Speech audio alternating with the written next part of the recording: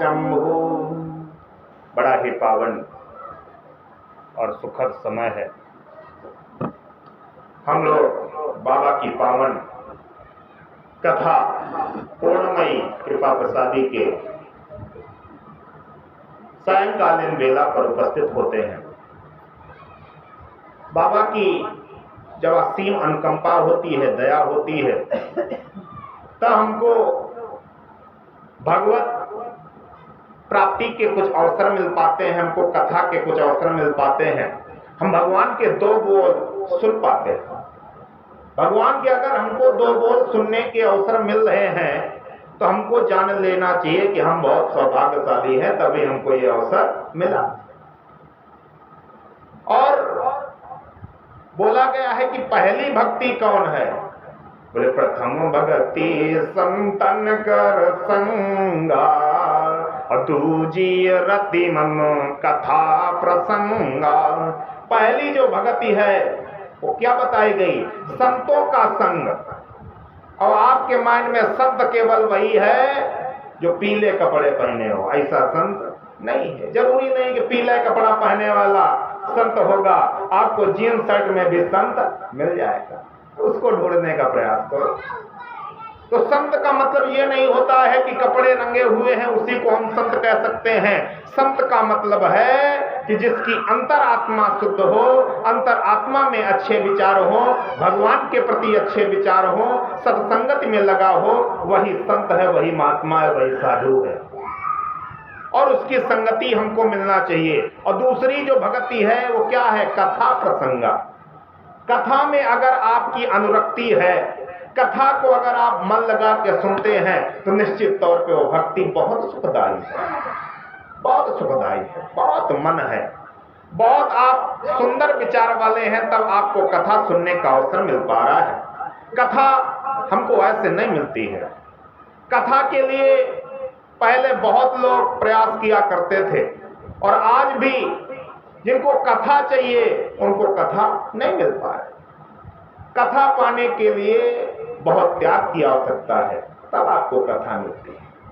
यहां तो अगर धन विस्तारक यंत्र के माध्यम से जबरदस्ती कथा कानों पे डाली जाती है तो कहते हैं बड़ा अनर्थ हो रहा है, बड़ा अनर्थ हो रहा है। लेकिन आपको ये उनको एहसान मानना चाहिए जिन्होंने ध्वनि विस्तारक यंत्र लगाया, उनका एहसान मानना चाहिए कि ना चाहते हुए भी आपके कर्ण बिंदुओं पर भगवान की कथा रस अमृत का पान आपको कराया जा रहा है। इससे बड़ा आपका सौभाग्य नहीं हो सकता। भगवान की कृपा। और फिर हम देवों की कथा कहें तो अच्छी बात है। और कथा हम लोग किसकी सुनते हैं? महादेव की। देवों के भी देव कौन? महादेव। महादेव बहुत ही पावन है। हमारे लिंग पुराण में यहां तक वर्णन है कि अगर पूरा दिन बीत गया, 24 घंटे में अगर आपने भगवान का क्षण मात्र, शंकर भगवान का क्षण मात्र अगर ध्यान नहीं किया तो वो दिन मान लेना वो दिन बहुत दुखदाई है, बहुत गंदा दिन है आपके लिए। भगवान नारायण स्वयं लिंग पुराण के अंतर्गत कहते हैं कि जो पूरे दिन में भगवान शंकर का स्मरण नहीं करता है, ये मान लेना वो ना तो मेरी भक्ति पाएगा ना मेरा प्रेम पाएगा, वो कभी मेरा प्रेम नहीं पा सकता है, वो मेरा भक्ति नहीं पा सकता है। तो राम जी को पाने के लिए भी शंकर भगवान के पास जाना पड़ता है। आपका कोई भी इष्ट हो, आपका कोई भी भगवान हो, आप किसी को बहुत अच्छा मानते हो, लेकिन शंकर भगवान को एक लोटा जल अवश्य चढ़ाना चाहिए, इससे आपका जीवन कृतार्थ हो जाता है। आप अपने दिनचर्या में शामिल करें। जब कोई मिले तो उससे बोले श्री शिवाय नमस्तुभ्यम। तो ना चाहते हुए भी आप भी श्री शिवाय नमस्तुभ्यम बोलेंगे, यानी शंकर भगवान को याद किया। सामने वाला आपको देख करके बोलने का प्रयास करेगा तो उसने भी शंकर भगवान को एक क्षण के लिए याद कर लिया तो उसका भी दिन शुभ हो जाएगा और आपका दिन भी शुभ हो जाएगा। जैसे राम राम हम बोलते हैं, जय बाबा की बोलते हैं, तो कभी ये भी बोले श्री शिवाय नमस्तुभ्यम, भैया श्री शिवाय नमस्तुभ्यम। भगवान शंकर का नाम ले, हमको भगवान शंकर को 24 घंटे में याद तो जरूर करना ही चाहिए, बहुत जरूरी है। और जैसे हम लोग आरती करते हैं, पूजा पाठ करते हैं, और पूजा पाठ में दीपक का बहुत बड़ा योगदान है। दीपक जब हम लोग जलाते हैं ना, तो दीपक का ये नहीं मतलब है कि नहीं दीपक जला दिया। दीपक जब घर में भी जले और जब घर में आरती हो, तो आरती जब हो जाए तो सबको आरती जरूर देनी चाहिए। वो जो दीपक की लौ की सुगंध है ना, वो आपके अंतर्मन में ऑक्सीजन प्रवेश करा देती है। आपका अंतर्मन, जो भी आपने पूजा पाठ किया होता है, उसका रस तत्व जिसने पूजा पाठ नहीं किया उसके भी खाते में चला जाता है। इस वजह से आरती लेने का इतना बड़ा महत्व है। ये आरती जो जलाई जाती है और आरती जो की जाती है, इसका जो धुआं है, जो लौ लगती है आपको, जो बहुत फलदायी है, ये ऐसा नहीं है आपके तमाम रोगों को नष्ट कर देती है, बहुत रोगों को नष्ट कर देती है। और हम इसको ऐसे मानते हैं कि नॉर्मल होगा, नॉर्मल कुछ नहीं है। जो हम लोग पूजा पद्धति का उपयोग करते हैं कुछ भी नॉर्मल नहीं है। और जैसे हम देखते हैं कि बेलपत्र है, इसमें औषधि गुण बहुत हैं, लेकिन जब ये हमारे श्री शिव महापुराण से टच हो जाती है, स्पर्श हो जाती है, तो इसकी जो औषधि गुण और बढ़ जाते हैं। तो ये अब क्या हो गई, ये अमृत के समान हो गई। अब ये साधारण बेलपत्र नहीं है, ये अमृत तुल्य हो गई है। भगवान शंकर का इतना बड़ा महत्व है। आप सभी देवी देवताओं की पूजा नहीं कर पाते हैं, आपने आकर के एक लोटा जल शिव पिंडी में चढ़ा दिया, तो ये मान के चलना कि आपने भगवान सभी देवों की पूजा कर ली है। अब कोई देवता आपसे दुखी नहीं रहेगा। भगवान शंकर की शिव पिंडी में 33 कोटि देवता निवास करते हैं, तो आपको टेंशन लेने की जरूरत नहीं है। अगर एक लोटा जल आपने भगवान शंकर को समर्पित किया है, तो निश्चित तौर पे आप बहुत अच्छे स्थान पे हैं, बहुत साधारण स्थान पे हैं, बहुत अच्छे। तो हम बाबा की भक्ति करें। श्रावण मास का पावन पवित्र महीना आ रहा है, और उस पवित्र महीने को हम लोग अति पावन बनाने के लिए प्रयास करें। जितना हो सके धर्मार्थ करें, जितना हो सके अभिषेक में शामिल हो, रुद्राभिषेक करें, भगवान की पूजा में उपस्थित हो। सर्वप्रथम सोमवार 14 जुलाई को है, उसमें हम लोग प्रातःकालीन 4 बजे से पूजा में सम्मिलित होंगे। उस दिन अभिषेक होगा, पहला अभिषेक सावन का बढ़िया हम लोग करेंगे। उस दिन सुबह सुबह बाबा का अभिषेक होगा, जैसे उस बार हुआ करता था सोमवार को। तो प्रातःकालीन बेला पे तो 5 बजे तो यहाँ उपस्थित होने रहेगा, और 5 बजे से फिर हम लोग बाबा का अभिषेक करेंगे, और 7 साढ़े 7 तक हम लोग फ्री हो जाएंगे, और बहुत आनंद आएगा, बहुत आनंद आएगा। और इस बार विचार कुछ अलग चल रहा है, और अगर सहयोग मिला, साथ रहा, तो चीजें और अच्छी रहेंगी। और हमारा तो नित्य अभिषेक चलता ही है, और सावन मास में और अच्छे तरीके से चलने लग जाएगा, बहुत आनंद है। तो बाबा की भक्ति किस तरह करें, उसके लिए हमको नित्य प्रयास करते रहना चाहिए, नित्य खोजते रहना चाहिए। क्या करें बाबा के लिए, हम बाबा के लिए क्या प्रयत्न करें। हम जितना भी कर लेते हैं उतना कम है। ये बोला गया कि अगर 24 घंटा में अगर 24 मिनट आपने भगवान को नहीं दिया, 24 घंटे में आपने 24 मिनट भी अगर भगवान शंकर को नहीं दिया, अपने इष्ट को नहीं दिया, तो आपका जीवन व्यर्थ माना जाता है। इस वजह से, और ये जो आप सोचते हैं कि हम काम भी करते रहते हैं, भगवान का नाम लेते रहते, वो अच्छी बात है, लेकिन बैठ करके भी थोड़ी देर भगवान का भजन किया जाए। ये नहीं कि नहीं हम काम करते रहते हैं और भगवान का, वो तो बहुत अच्छी बात है कि आपका पूरा जीवन एक तपस्या तुल्य हो गया, लेकिन कुछ समय ऐसा निकालें, प्यार कर लें राम से, भगवान से प्यार करने की एक आदत बनाइएगा। आप उसको नित्य शुक्रिया अदा करिएगा कि आपने हमको बहुत अच्छा बनाया। कभी भगवान के आगे हमेशा ये ना दिखाओ कि नहीं आपने बहुत गलत किया। हम लोग हमेशा भगवान के सामने लिस्ट लेके बैठते हैं, उनकी बुराई करते हैं, आपने हमको दिया क्या, आपने हमको ऐसा कर दिया, आपने हमको ऐसा कर दिया। जो उसने किया है उसकी भी तो सराहना की जाए। आपने हमको इतना अच्छा शरीर दिया, आपने हमको शरीर के माध्यम से करोड़पति बना के भेजा है, और फिर भी अगर मैं आपकी बुराई करता हूं तो फिर बेकार है।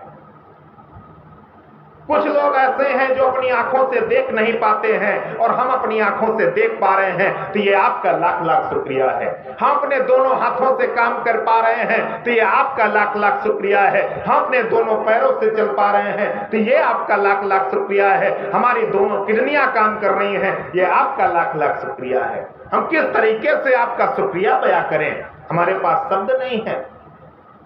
अगर हम भगवान की उपलब्धि को गिनाने के चक्कर में पड़ जाएं तो बहुत उपलब्धियां हैं। हम उनको कभी दोष रोपण ना करें कि नहीं आपने हमको ये नहीं दिया। उसने जो दिया उसी को संभाल लो, पहले उसी को संभाल लो, और जब तुम उसको अच्छे से संभालोगे तो तुमको नित्य नवीनता प्रदान करेगा। ये कहो तुम इसके भी काबिल नहीं थे, लेकिन उसने इतना भी दिया है तो उसको सहर्ष स्वीकार करो, उसको शुक्रिया अदा करो, उसको धन्यवाद अदा करना चाहिए। लेकिन हम धन्यवाद अदा करने की अपेक्षा हमेशा सोचते हैं कि भगवान ने मेरे साथ ये गलत किया। वो पिता है, परमात्मा है, वो कभी भी हमारे साथ गलत नहीं करता, कभी गलत नहीं करता, कभी गलत नहीं कर सकता है। शंकर गुरु है, पूरे संसार का गुरु कौन? शंकर। शंकर पूरे संसार का गुरु है, पूरे संसार का। हनुमान जी महाराज को गुरु बना सकते हैं, शंकर भगवान को गुरु बना सकते हैं। आपका कोई गुरु जब तक नहीं है तब तक इनको गुरु मान सकते हैं। एक बार किसी ने हनुमान जी से कहा कि आप गुरु हैं। बोले हम कहाँ गुरु हैं। बोले अच्छा, बोले तुमने एक लोगों को मंत्र दिया है। बोले किसको मंत्र दिया है। बोले आपने विभीषण को मंत्र दिया है। बोले चौपाई आती है, तुम्हारो मंत्र विभीषण माना, लंकेश्वर भय सब जग जना, तुम्हारो मंत्र विभीषण माना, लंकेश्वर भय सब जग जना। और जो गुरु की बात मानता है वो नित्य नवीनता के साथ ऊपर की ओर उठता चला जाता है। जो मंत्र हनुमान जी ने विभीषण को सुनाया है, उस मंत्र को जप करके वो लंकेश्वर हो गया है, लंका का राजा बन गया है। गुरु का आदेश जब मिलता है, गुरु हमेशा आपको राह दिखा सकता है। गुरु आपके साथ साथ नहीं जाएगा, गुरु राह दिखा सकता है। धनुष किसने तोड़ा? राम जी ने। आदेश किसने दिया? गुरु ने। गुरु ने मार्ग दिखाया कि तुम जाओ और धनुष का खंडन करो। गए, धनुष को तोड़ा। क्या राम जी के साथ गुरु जी गए चल के धनुष तोड़वाने? नहीं गए। उन्होंने बस मन से सोच लिया, मन से। फिर क्योंकि हमको पता है कि जब गुरु कह दे वो असत्य नहीं हो सकता है। गुरु के वाक्य बिल्कुल सही माने जाते हैं। और गुरु कई प्रकार के होते हैं, एक है गुरु नहीं होता है। कुछ लोग जिन लोगों से मंत्र ले लिया बस उन्हीं को गुरु मानते हैं और किसी से कोई मतलब नहीं। वो दीक्षा गुरु है। कौन गुरु है? दीक्षा गुरु। और फिर होता है शिक्षा गुरु। दो गुरु होते हैं, दो टाइप के। दीक्षा गुरु केवल एक होता है, लेकिन शिक्षा गुरु कई हो सकते हैं। जिससे आपको शिक्षा मिलती है वो आपका शिक्षा गुरु है और उसको आप गुरु मान सकते हैं। शिक्षा गुरु एक होता है, दीक्षा गुरु एक होता है, शिक्षा गुरु एक दीक्षा गुरु होता है और एक शिक्षा गुरु होता है। दीक्षा गुरु केवल और केवल एक होता है। दीक्षा हम केवल एक कैसे ले सकते हैं, ये नहीं कि आज हमने किसी से दीक्षा ले ली कल दूसरे से ले लेंगे ना। दीक्षा हमेशा एक से ली जाती है। दीक्षा गुरु एक होता है, लेकिन शिक्षा गुरु कई हो सकते हैं। जिससे हमको अच्छी शिक्षा मिल जाए वो हमारा गुरु हो जाता है। और शिक्षा गुरु में सर्वप्रथम जो आता है वो माँ आती है। कौन आती है? माँ। माँ हमारा सर्वप्रथम शिक्षा गुरु है। जिस दिन गुरु पूर्णिमा हो तो सबसे पहले माँ को जरूर प्रणाम करें। अगर माँ पृथ्वी पर हैं तो प्रणाम करें, और अगर स्वर्गवासी हो गई हैं तो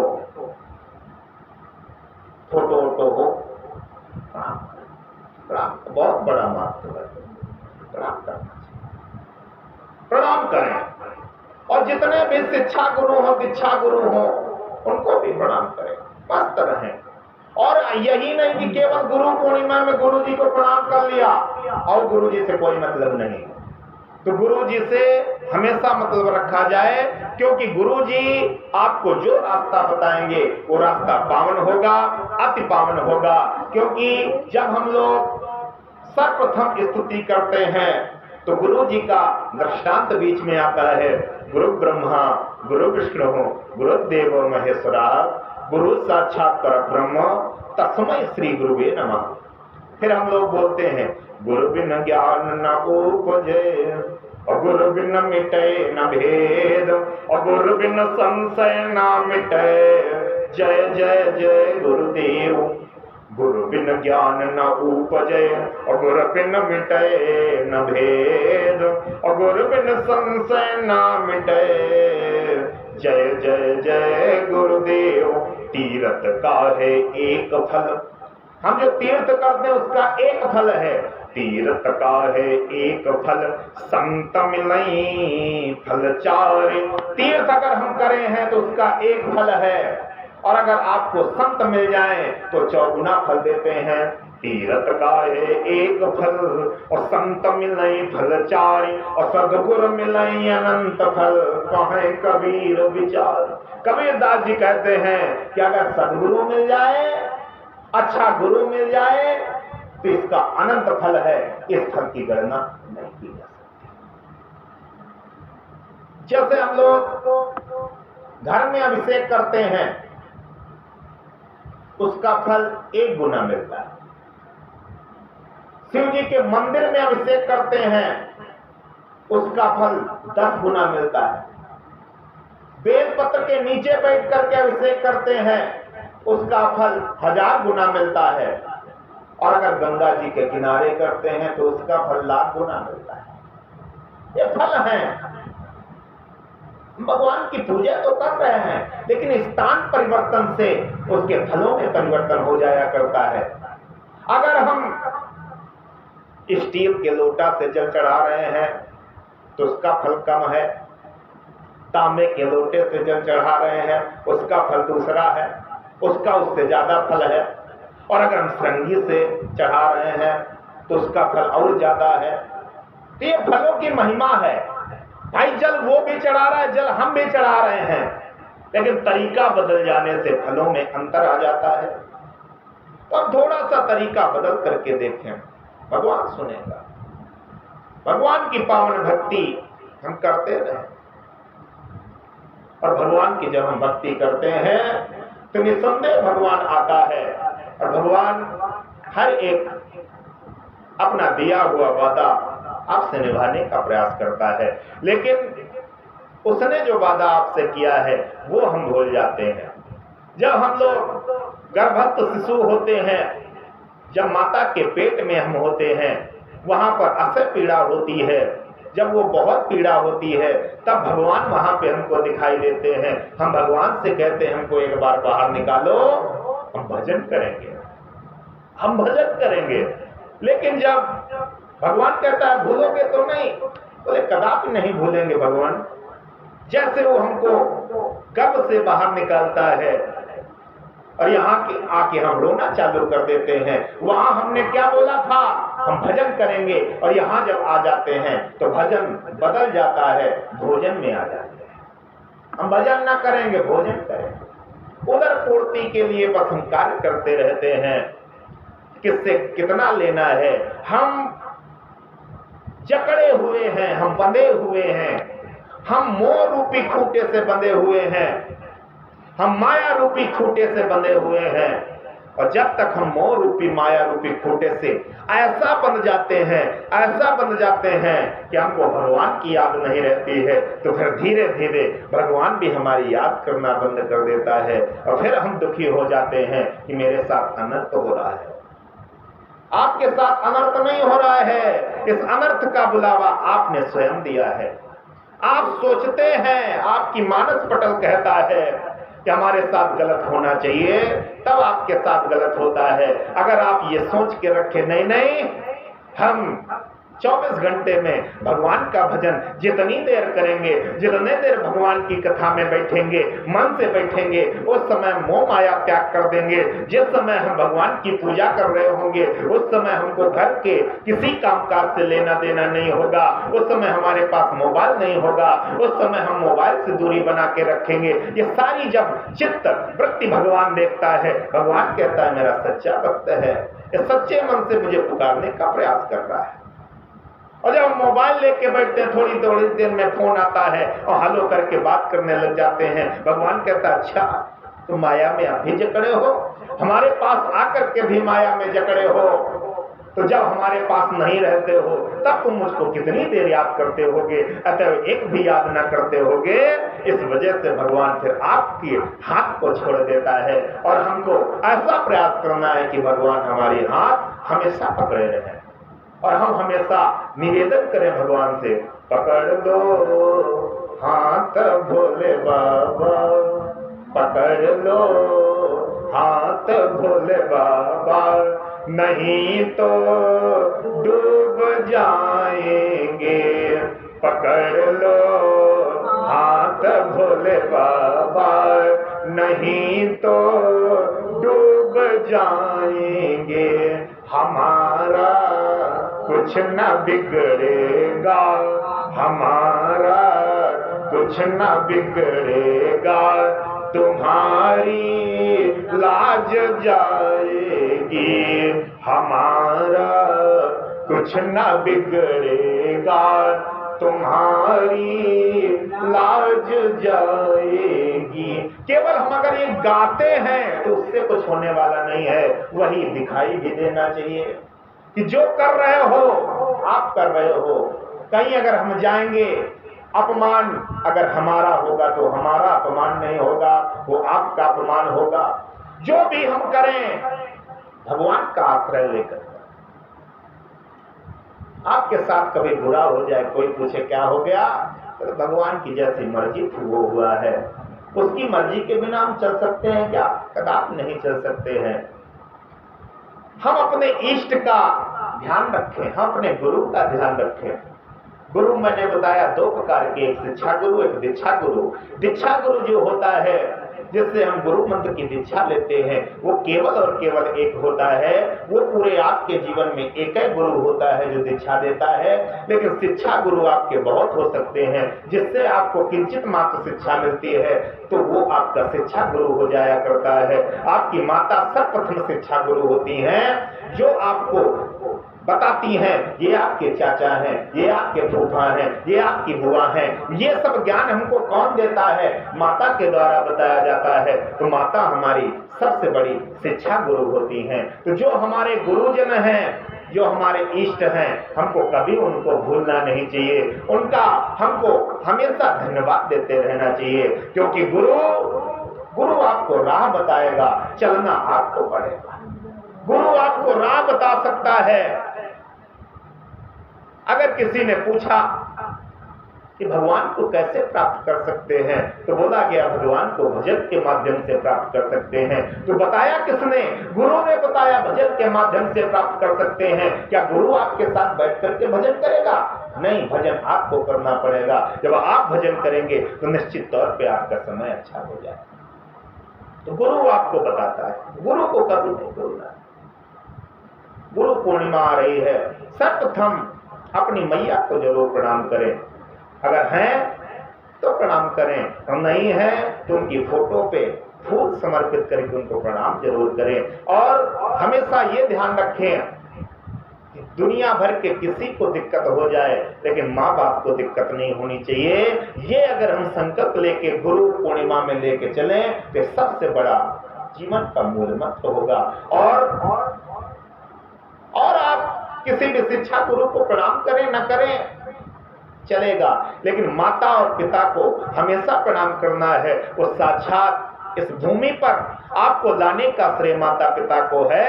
वो सबसे बड़े आपके भगवान हैं और उन भगवान को कभी भूलना नहीं चाहिए और भगवान को कभी नहीं भूलना। और हम ध्यान तो किसी का नहीं रखते हैं, अपना ध्यान रख लें वही बहुत बड़ी बात है। तो हम कुछ लोगों का हमेशा ध्यान रखें, अपने इष्ट के प्रति बहुत स्नेह रहे। जिस भगवान की आप पूजा करते हैं उसकी कभी बुराई ना सुने। जिस गुरु से आप शिक्षा प्राप्त किए हैं, जिस गुरु से आप दीक्षा प्राप्त किए हैं, उसकी कहीं बुराई होने लग जाए तो उसको भी सुनना नहीं चाहिए। और तुम किसी भी देवता की पूजा करते हो, किसी भी देवी की पूजा करते हो, लेकिन जहां पे शिव निंदा हो रही हो वहां भी बिल्कुल सुनना नहीं चाहिए, क्योंकि अगर शिव की निंदा आपने सुन ली तो आपने अपना सर्वस्व बेकार कर दिया। हमारा लिंग पुराण कहता है कि तुम चाहे जिस देवता की पूजा करो लेकिन एक लोटा जल शंकर की पिंडी में जरूर चढ़ाओ।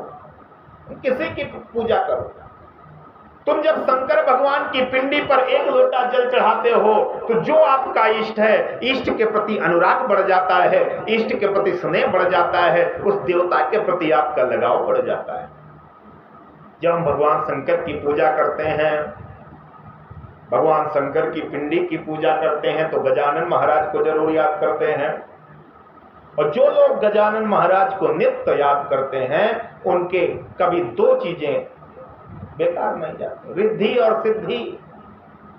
भगवान गणेश की दो पत्नियां रिद्धि और सिद्धि, ये दोनों उनके पास हमेशा बनी रहती। बोले ये क्या है?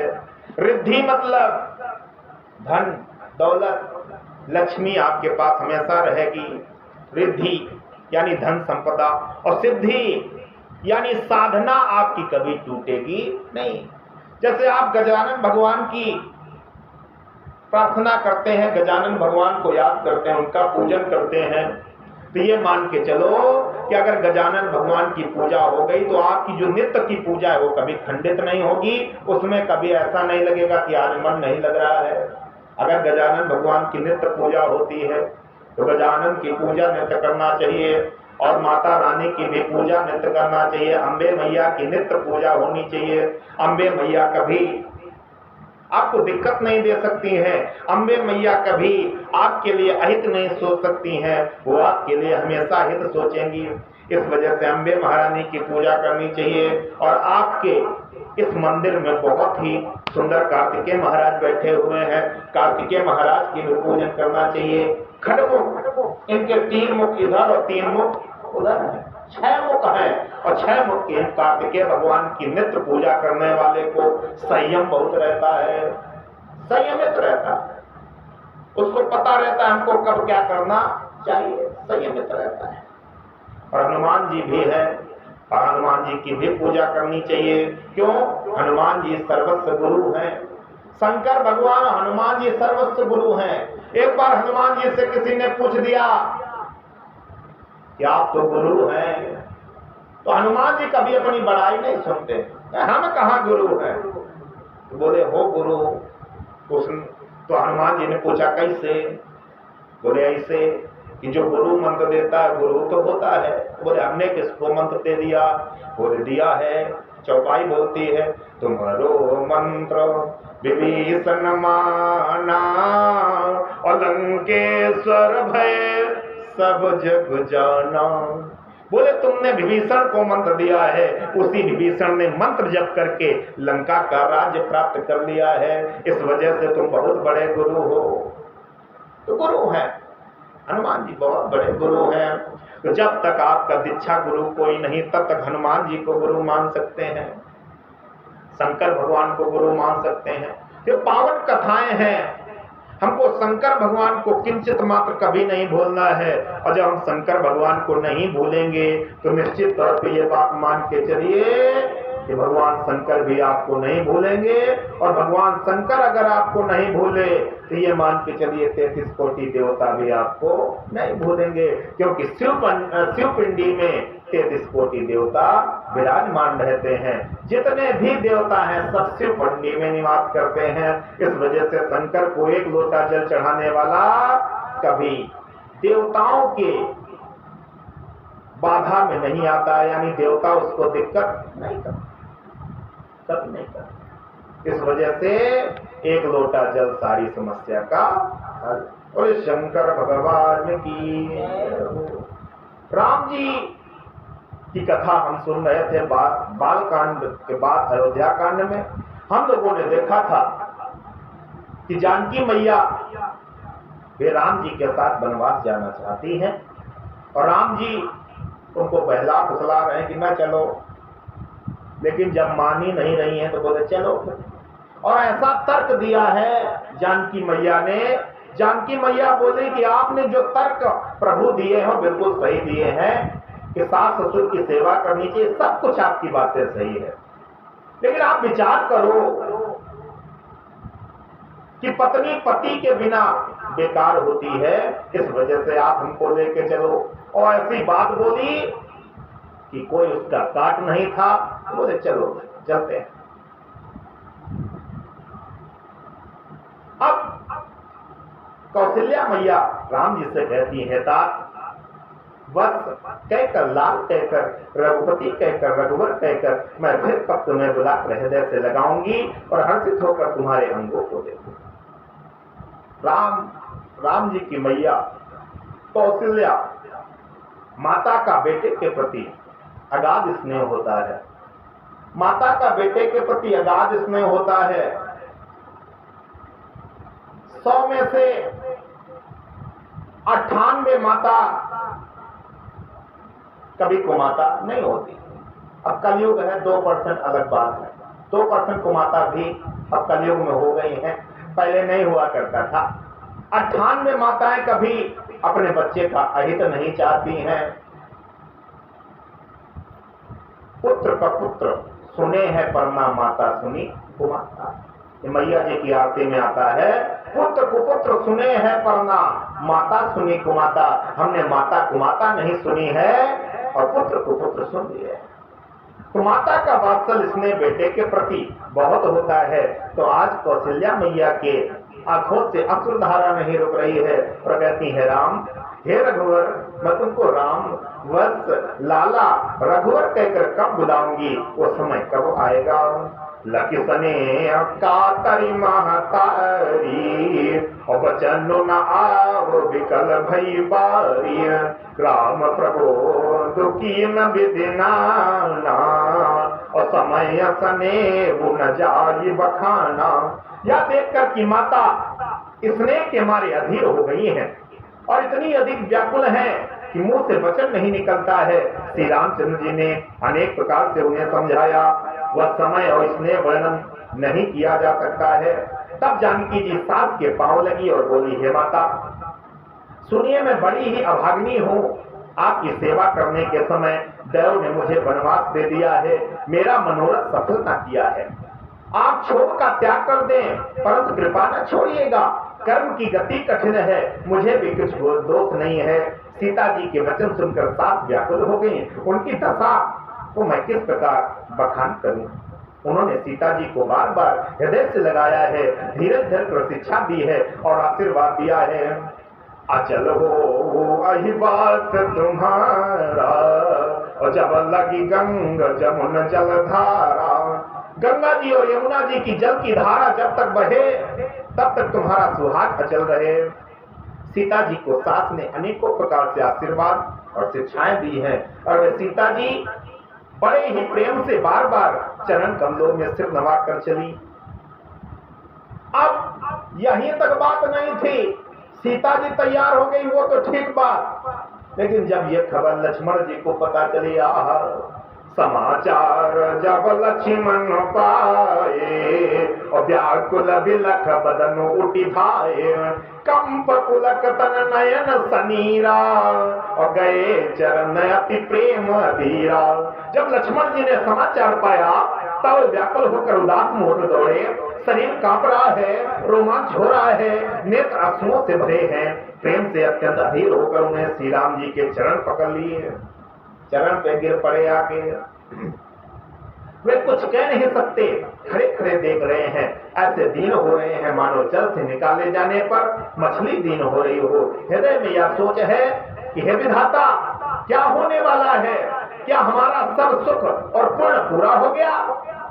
मुझको श्री रघुनाथ जी क्या कहेंगे? घर पर रखेंगे या साथ ले चलेंगे? श्री रामचंद्र जी ने भाई लक्ष्मण को हाथ जोड़े और शरीर तथा घर सभी से नाता तोड़े हुए खड़े देखा। बोले जान गए अब ये आ गया है, ये भी रुकने वाला नहीं है। तब नीति में निपुण और शील स्नेह सरलता और सुख के समुद्र श्री रामचंद्र जी वचन बोले, हे तात, परिणाम में होने वाले आनंद को हृदय में समझकर तुम प्रेम मत अधीर मत हो। जो लोग माता पिता गुरु और स्वामी की शिक्षा को स्वाभाविक ही सिर चढ़ाकर उसका पालन करते हैं, उन्होंने ही जन्म लेने का लाभ पाया है। बोले जो लोग माता और पिता गुरु और स्वामी की शिक्षा को सिर चढ़ाकर उसका पालन करने लग जाते हैं, उन्हीं का जन्म लेना लाभप्रद माना गया है, नहीं तो जगत में जन्म व्यर्थ है।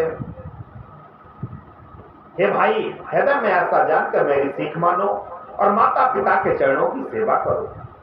भरत और शत्रुघ्न घर पर नहीं है, महाराज वृद्ध हैं और उनके मन में मेरा दुख है। इस अवस्था में तुमको साथ लेकर बन जाऊं तो अयोध्या सभी प्रकार से अनाथ हो जाएगी। गुरु पिता माता प्रजा और परिवार सभी पर दुख का दुसह भारा पड़ेगा।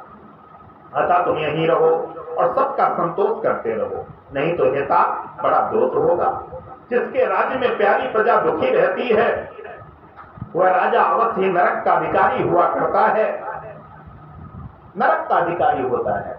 जिसके राज्य में राजा को जिस राज्य में राजा की प्रजा को दुख होता है उस राजा को नरक जाना पड़ता है।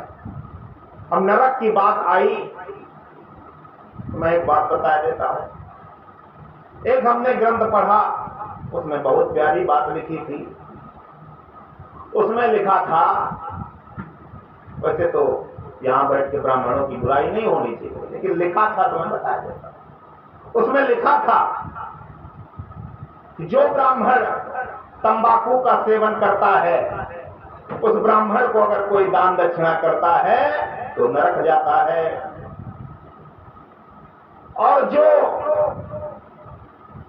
और फिर बोले फिर उस ब्राह्मण का क्या होता है? वो ब्राह्मण विष्ठा खाने वाला सुअर का जन्म पाता है। जो तंबाकू का सेवन अगर ब्राह्मण करता है उसको दान दक्षिणा जो करेगा वो नरक का भागी होता है। ये हमने ग्रंथों में पढ़ा है। तो हर चीजें, कोई चीज छुपानी नहीं चाहिए, जो है तो है। लोगों को इससे बहुत बड़ा कष्ट होता है कि कहां से बातें ढूंढ के लाते हो। मैं इस बात के माध्यम से ब्राह्मणों से कहना चाहता हूं कि आपको शुद्धात्मा होना चाहिए। आपके मुख में कभी ऐसी वस्तु नहीं जानी चाहिए जो गंदी है, जो गलत है। पान के सेवन को रोक नहीं है। पान आप सुपारी में मिलाकर कच्चा चूना लगा के खाते हो, उस पान को रोक नहीं है, तंबाकू को रोक है। जो तंबाकू का सेवन करेगा ब्राह्मण होगा और वो तंबाकू का सेवन करेगा। उस ब्राह्मण को अगर कभी कोई दान दक्षिणा करता है तो दान करने वाला नरक का भागी होता है और उस ब्राह्मण को सुअर का जन्म मिलता है। इस वजह से थोड़ा सा सावधान रहने की जरूरत है। नरक दिख गया तो बता दिया।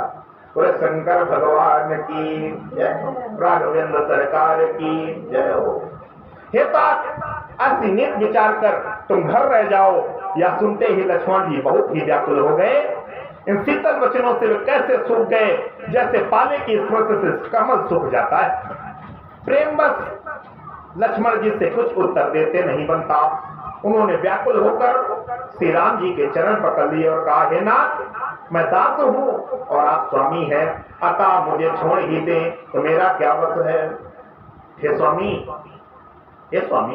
आपने मुझे सीख तो बड़ी अच्छी दी है, बोले शिक्षा तो बहुत अच्छी दे रहे हो, पर मुझे अपनी कायरता से वह मेरे लिए अगम लगी। शास्त्र और नीति के तो वे ही श्रेष्ठ पुरुष अधिकारी हैं जो धीर हैं और धर्म की धुरी को धारण करने वाले हैं। मैं तो प्रभु कि स्नेह में पला हुआ छोटा बच्चा हूँ, कहीं हंस भी मंदराचल या सुमेर पर्वत को उठा सकता है। हे नाथ, स्वभाव से ही कहता हूँ, आप विश्वास करें, मैं आपको छोड़कर गुरु पिता माता किसी को भी नहीं जानता हूँ। मैं केवल और केवल आपको जानता हूँ। मैं आपके चरणों का दास हूँ। जगत में जहां तक स्नेह संबंध, प्रेम और विश्वास है, जिनको स्वयं वेद ने गाया है, हे स्वामी, हे दीन बंधु, हे सबके हृदय में अंदर की जानने वाले, मेरे तो वे सब कुछ केवल आप ही हैं। धर्मनीत उपदेश अकीरत भूति सुगत प्रिय जाई, मन कृम बचन चरणवती होई, कृपा सिंधु परियरई की सोई। धर्म और नीति का उपदेश तो उसको करना चाहिए जैसे कीर्ति, विभूति, ऐश्वर्य या सदा गति प्यारी हो, किंतु जो मन वचन और कर्म से चरणों में ही प्रेम रखता हो, हे कृपा सिंधु, क्या वह भी त्यागने के योग्य है। दया के समुद्र श्री रामचंद्र जी भले भाई के कोमल और नम्रता युक्त वचन सुनकर और उन्हें स्नेह के कारण डरे हुए जानकर हृदय से लगाकर समझाया। मांगो विदा मातु संग जाई, आवनु बेगी चलो बन भाई। राम जी सोचने लगे मानेगा नहीं, तो बोले चलो तुम भी चलो। और मुझे ऐसा विश्वास मेरा कहता है कि अगर उस दिन भरत और शत्रुघ्न भी होते तो वो भी वन को चले गए होते। और कहा, हे भाई, जाकर माता से विदा मांगाओ और जल्दी वन को चलो। रघुकुल में श्रेष्ठ श्री राम जी की वाणी सुनकर लक्ष्मण जी आनंदित हो गए, बड़ी हानि दूर हो गई, बड़ा लाभ पाया। वे हर्षित हृदय से माता सुमित्रा जी के पास आए, मानो अंधा फिर से नेत्र पा गया हो। उन्होंने जाकर माता के चरणों में मस्तक नवाया कि उनका मन रघुकुल को आनंद देने वाले श्री राम जी और जानकी जी के साथ था। माता ने उदास मन देखकर उनसे पूछा, लक्ष्मण जी, सब कथा विस्तार से कह सुनाई। सुमित्रा जी कठोर वचनों को सुनकर ऐसी सहम गई जैसे हिरनी चारों ओर वन में आग लगी देखकर सहम जाती है। कोई भी बच्चा आकर माता से कह देगा, मैं 14 वर्ष के लिए आपसे अलग हो रहा हूँ, माता को कैसा लगेगा। जब ऐसी बात सुनी लक्ष्मण की, माता को बहुत दुख हुआ। लक्ष्मण ने देखा कि आज अनर्थ हुआ है, इसने बस काम बिगाड़ देंगी। बोले, अब ये इसने बस काम बिगाड़ देंगे, उधर हम बना के आए हैं, सब चौपट कर देंगी। इसलिए वे विदा मांगते हुए डर के मारे सब चाहते हैं कि हे विधाता, माता साथ जाने को कहेगी या नहीं। सुमित्रा जी ने श्री राम जी और सीता जी के रूप, सुंदरशील और स्वभाव को समझकर और उन पर राजा का प्रेम देखकर अपना सिर पीटा और कहा कि पापनी कैकेयी ने बुरी तरह घात लगाया है। पर कुछ समय जानकर धैर्य धारण किया और स्वभाव से हित चाहने वाली सुमित्रा जी कोमल वाणी से बोली, हे तात, जानकी जी तुम्हारी माता हैं और सब प्रकार से स्नेह करने वाले श्री रामचंद्र जी तुम्हारे पिता हैं। जहाँ श्री राम जी का निवास हो वहीं अयोध्या है, जहाँ सूर्य का प्रकाश हो वहीं दिन है। यदि निश्चय ही सीताराम वन को जाते हैं तो अयोध्या में तुम्हारा कुछ भी काम नहीं, अयोध्या में तुम्हारा कुछ भी काम नहीं। गुरु पितु मातु बंधु सुर साई, सही है सकल प्राण की नाई। गुरु पिता माता भाई देवता और स्वामी, इन सब की सेवा प्राण के समान करनी चाहिए। कि श्री रामचंद्र जी तो प्राणों के भी प्रिय हैं, हृदय के भी जीवन है और सभी के स्वार्थ रहित सखा हैं। जगत में जहां तक पूजनीय और परम प्रिय लोग हैं, वे सब राम जी के नाते ही पूजनीय और परम प्रिय मानने योग्य हैं। हृदय में ऐसा जानकर हेता उनके साथ बन जाओ और जगत में जीने का लाभ उठाओ। बोले, ये तो माता जी बहुत अच्छी निकली। वो मन मन सुमित्रा मैया मन मन पी गई, अपने दुख को पी गई और कह दिया, जाओ, मैं बलिहारी जाती हूँ, है पुत्र, मेरे समय तुम बड़े ही सौभाग्य के पात्र हुए जो तुम्हारे चित्त से छल छोड़कर श्री राम जी के चरणों में स्थान प्राप्त किया है। संसार में वही युवती स्त्री पुत्रवती है जिसका पुत्र श्री रघुनाथ जी का भक्त हो, नहीं तो राम से विमुख पुत्र से अपना हित जानती है। वह तो बात ही अच्छी है पशु की भांति उसका बहना व्यर्थ है। तुम्हारे ही भाग्य से श्री राम जी वन को जा रहे हैं। हे तात, दूसरा कोई कारण नहीं है। संपूर्ण पूर्णों का सबसे बड़ा फल यही है कि श्री सीता राम जी के चरणों में स्वाभाविक प्रेम हो। राग, रोष, ईर्षा, मद और मोह इनके वश स्वप्न में भी मत होना। सब प्रकार के विकारों का त्याग कर मन, वचन और कर्म से सीता राम जी की सेवा करना। अब माता जी कह रही हैं, राग यानी कभी किसी से प्रेम में ना आना, रोष क्रोध ज्यादा ना करना, ईर्षा किसी से मत रखना, मद घमंड ना करना और मोह बिल्कुल छूना नहीं। और ये सब छोड़ करके राम जी की सेवा करना। तुमको वन में सब प्रकार से आराम है, जिसके साथ श्री राम जी और सीता जी पिता माता हैं। हे पुत्र, तुम वही करना जिससे श्री रामचंद्र जी वन में क्लेश ना पावे। मेरा यही उपदेश है। माता ने कह दिया कि सीता अब आपकी माता है और राम जी आपके पिता हैं। भाभी को मां के समान बताया गया है। कहीं भी हमारा धर्म ग्रंथ भाभी से मजाक की अनुमति नहीं देता है। भाभी से मजाक की अनुमति जाने कहां से प्राप्त कर लिए हैं। इसको खिलवाड़ बना के रखा है। कहते हैं हम धर्म के अनुसार चलते हैं। तो भाभी मां के समान मानी गई है, उससे मजाक का कहीं भी बात नहीं की गई है। राम इसी वजह से जब वहां पर कहा सुग्रीव को कुछ क्या मिले थे, कुछ उनके सीता मैया के आभूषण मिले थे। और सीता मैया के जब आभूषण मिले थे तो हम लोगों ने क्या देखा था कि जब लक्ष्मण जी से पूछा गया मैया के हैं, बोले हाँ। कुछ शायद बेदी थी, ऐसा कुछ था। तो बोले अगर पैर का होता तो पहचान लेता, मस्तक का है तो मैं पहचान नहीं पाऊंगा, क्योंकि आज तक मैंने मुख का दर्शन नहीं किया है, केवल पैरों की सेवा की है। तो ये है। तो हमको वही बार बार कहते हैं, हमें नित्य धर्म पर चलना सिखाती रोज रामायण। हमें नित्य धर्म पर चलना सिखाती रोज रामायण। रामचरितमानस पढ़ने से ये नहीं है कि केवल बस भगवान की भक्ति पा रहे हैं, हम इससे जीवन जीने की कला भी सीख रहे हैं। जीवन को कैसा होना चाहिए, जीवन को कैसा जीना चाहिए, हम उस कला में प्रवृत्त हो रहे हैं। उस कला को देखते हुए चल रहे हैं।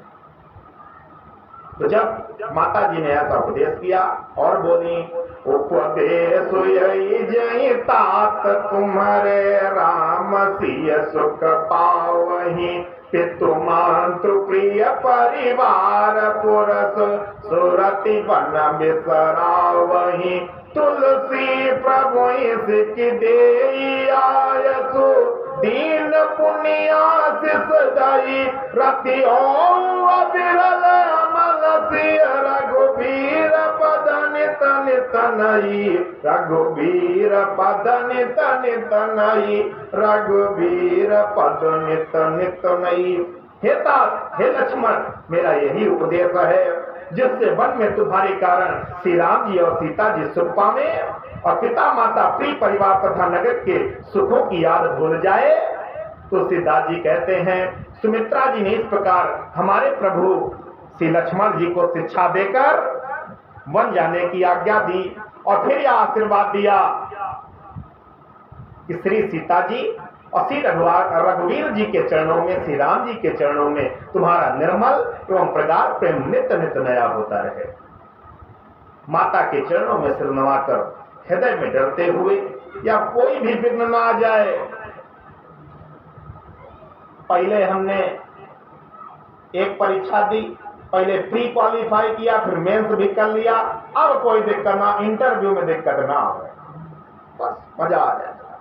माता के चरणों में सिर नवाकर हृदय में डरते हुए कि अब कोई विघ्न ना आ जाए, लक्ष्मण जी तुरंत इस तरह चल दिए जैसे सौभाग्यवश कोई हिरण कठिन फंदे को तुड़ाकर भाग निकला हो। लक्ष्मण जी वहां गए जहां श्री जानकी नाथ जी थे और प्रिय का साथ पाकर मन में बड़े ही प्रसन्न हुए। श्री राम जी और सीता जी के सुंदर चरणों की वंदना करके वे उनके साथ चले और राजभवन में आए। नगर की स्त्री पुरुष आपस में कह रहे हैं कि विधाता ने खूब बनाकर बात बिगाड़ी है, उनके शरीर दुबले, मन दुखी और मुख उदास हो रहा है। ऐसे व्याकुल हैं जैसे शहद छीन लिए जाने पर शहद की मक्खियां व्याकुल हो जाती हैं। सब हाथ मल रहे हैं और सिर ढूंढकर पछता रहे हैं, मानो बिना पंख के पक्षी व्याकुल हो रहे हो। राजद्वार पर बड़ी भीड़ हो रही है, अपार विषाद का वर्णन नहीं किया जा सकता है। श्री रामचंद्र जी पधारे, ये प्रिवचन कहकर मंत्री ने राजा को उठाकर बैठाया है। सीता सहित दोनों पुत्रों को वन के लिए तैयार देखकर राजा बहुत व्याकुल हुए।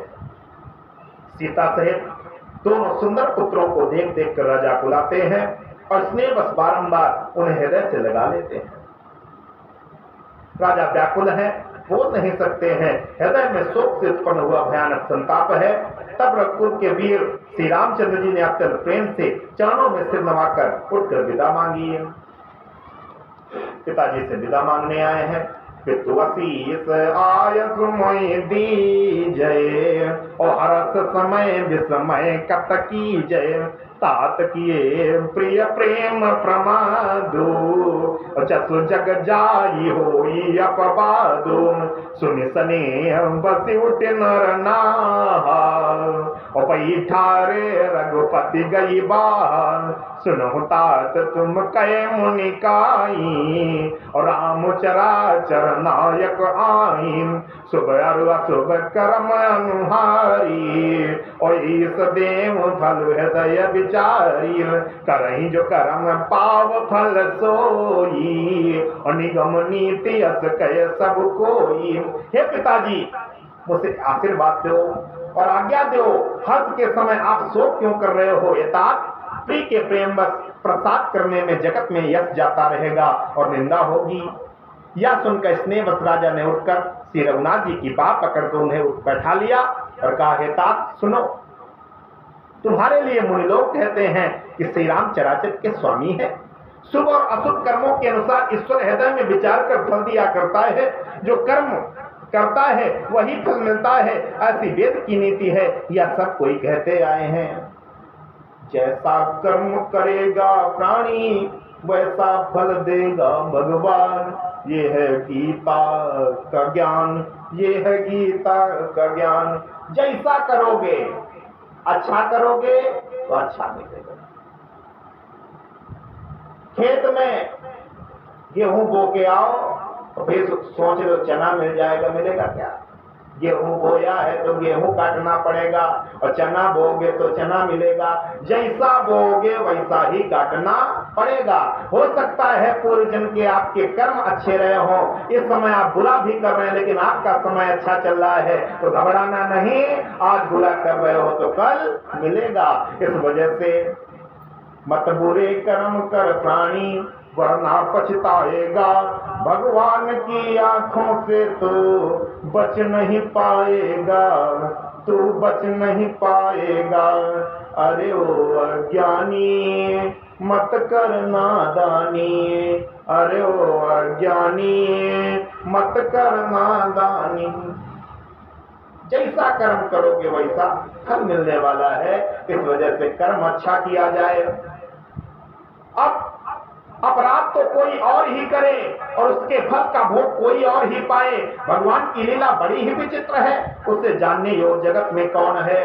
राजा ने इस प्रकार श्री रामचंद्र जी को रखने के लिए छल छोड़कर बहुत से उपाय किए, पर जब उन्होंने धर्म धुरंधर धीर और बुद्धिमान श्री राम जी का रुख देख लिया और रहते हुए न जान पड़े, तब राजा ने सीता जी को हृदय से लगा लिया और बड़े प्रेम से बहुत प्रकार की शिक्षा दी। वन के दूसरे दुख कहकर सुनाए, फिर सास ससुर तथा पिता के पास रहने के सुखों को समझाया।